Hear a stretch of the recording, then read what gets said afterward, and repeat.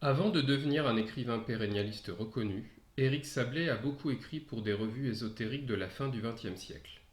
Le texte L'œuvre spirituelle a été publié en mai 1981 dans le mensuel Le Monde Inconnu numéro 18, dans la libre expression des lecteurs. Le nom E. Sabli est imprimé à la fin du paragraphe, mais il ne fait aucun doute qu'il s'agit d'une faute d'impression et que l'auteur de cet essai magnifique sur l'alchimie spirituelle est bien Éric Sablé. Je commence la lecture. Derrière l'agitation qui nous emplit, derrière la multiplicité de nos pensées et de nos désirs, en notre intériorité demeure un espace de silence. Et au sein de ce silence, une conscience profonde, l'être intérieur, le soi.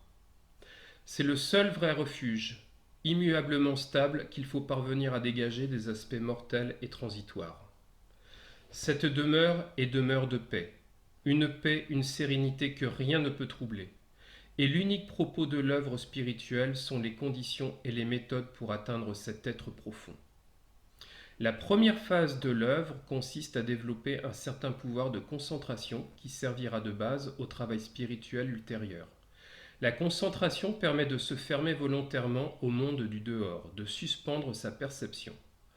En m'abstrayant des sens, en me séparant de toute image sensible, je dégage l'élément conscience de la gangue qui l'emprisonne. Cette conscience immobile, indépendante des phénomènes. L'âme peut alors se retirer dans la chambre intime. Elle demeure intérieurement recueillie, présente à elle-même, autonome vis-à-vis des impressions extérieures et des mouvements superficiels du mental. Revêtue de silence, elle vit dans son fond, dans cette étendue se trouvant comme en retrait. Ainsi établie en nous-mêmes peut s'approfondir la purification, car un certain degré d'intériorité est nécessaire pour percevoir le jeu du mental et des passions. L'âme dispersée n'a conscience de rien, captive de son rêve. Comme une eau limpide révèle son fond. De même, seule une âme claire, non troublée, peut prendre conscience des impressions qui la ternissent. La seconde phase sera donc un détachement du tourbillon des désirs et des pensées. C'est la vraie connaissance de soi-même où l'on discerne les moindres replis du dragon. Je dois mourir au moi, à cette vie qui compose ce que nous appelons habituellement notre intériorité. Cette succession sans fin de scènes imaginaires, d'associations mentales, de fantasmes. Tout cet univers est en fait l'impasse dans lequel je me débats, le monde qui m'emprisonne. La libération du mental et du désir ne s'effectue pas en les combattant. Leur rejet les renforce en fait par notre opposition et le résultat en est insoluble combat entre nous-mêmes et nous-mêmes. Mais en comprenant le jeu, en saisissant leur caractère illusoire, ils perdent ainsi leur charge affective, source de leur pouvoir d'attraction. C'est une démystification. La démarche commence par une compréhension profonde de notre vie psychique, suivie d'une observation silencieuse effectuée à partir du témoin impersonnel, le spectateur, l'être qui ne se laisse pas emporter par le flux. De ce lieu de silence, nous pouvons explorer tous les aspects de notre nature. En ce point de neutralité, je suis comme un miroir qui reflète sans juger.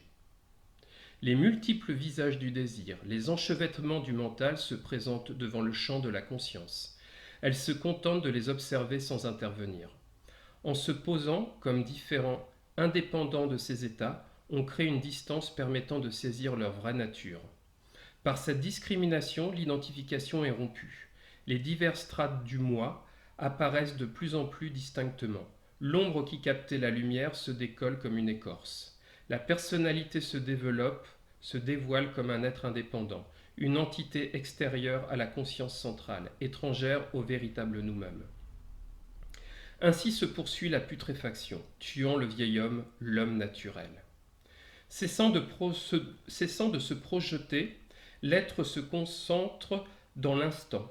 Une attention venant de l'intérieur se développe. Elle ramène au centre les énergies dispersées. On est à la vraie humilité, à la vraie pauvreté qui vide le cœur de toute volonté de possession. Concentré sur lui-même, ramassé en un point, et libre vis-à-vis du mental et de l'affectif, l'homme n'est plus qu'une conscience déliée de toute forme, de toute image. Une conscience transparente réduite à son être lumineux. C'est l'état de méditation. Il s'intériorise alors dans la caverne du cœur à la recherche de son origine, de la source du je. Creusant en lui-même, s'enfonçant dans son centre le plus profond, l'exploration de l'espace intérieur se poursuit d'expansion de conscience en expansion de conscience. C'est la troisième phase de l'œuvre, la contemplation qui est infinie dilatation. L'âme approche de l'éternelle lumière, le soi. Elle s'établit en l'être, se vivifie en lui, se nourrit de sa substance qui est vie. Elle est dans la paix et la quiétude parfaite. Et soudain, comme un éclair, son regard nu s'ouvre à un abîme de simplicité dans laquelle elle reconnaît son vrai visage. L'homme retourne à son origine, le principe qui l'a émané. Comme une flamme s'unit à une autre flamme pour devenir une seule et même flamme. Telle se présente sommairement esquissée les états de la voie spirituelle. Il est un point qu'il faut souligner, c'est le caractère dialectique de l'œuvre spirituelle, le mouvement qui l'anime. En fait, l'œuvre est semblable au développement de l'arbre. À chaque ascension vers la lumière correspond une descente, une poussée de ses racines dans la terre. Son rythme est né à l'image de la pulsation, du souffle animant toute chose, la jeunesse d'un univers, le développement d'un embryon ou celui d'une graine au sein de la terre. Et c'est par une série de contractions et de dilatations, d'inspire et d'expire, de solve et coagula que croît l'œuvre spirituelle. Au cours de l'ascèse, je rencontre d'abord le noyau de conscience, de présence à soi qui est une concentration sur lui-même. En se différenciant des différentes impulsions chaotiques de la substance, la conscience qui était diffuse dans la forme, absorbée par nos pensées, nos désirs, se précise, devient présente à elle-même. Concentrée, l'âme se structure, c'est le réceptacle, la coupe, le Graal épuré pour recevoir la lumière. C'est la terre devenue vierge, attirant comme un aimant la rosée céleste, la fixant, l'assimilant. Puis la conscience, intériorisée dans le cœur, se dilate. Elle s'ouvre à la présence au soi.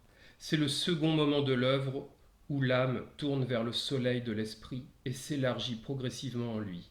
Car l'âme est l'esprit, ce que le germe est au soleil qui le fait croître. C'est le retour conscient de l'étincelle vers la flamme. Les deux natures, l'âme et l'esprit, le mercure et le souffle, se mêlent totalement pour former un noyau indestructible, la pierre philosophale, l'androgyne. Merci d'avoir écouté cette vidéo. Si elle vous a plu, n'hésitez pas à mettre un pouce bleu et à vous abonner à la chaîne. À bientôt.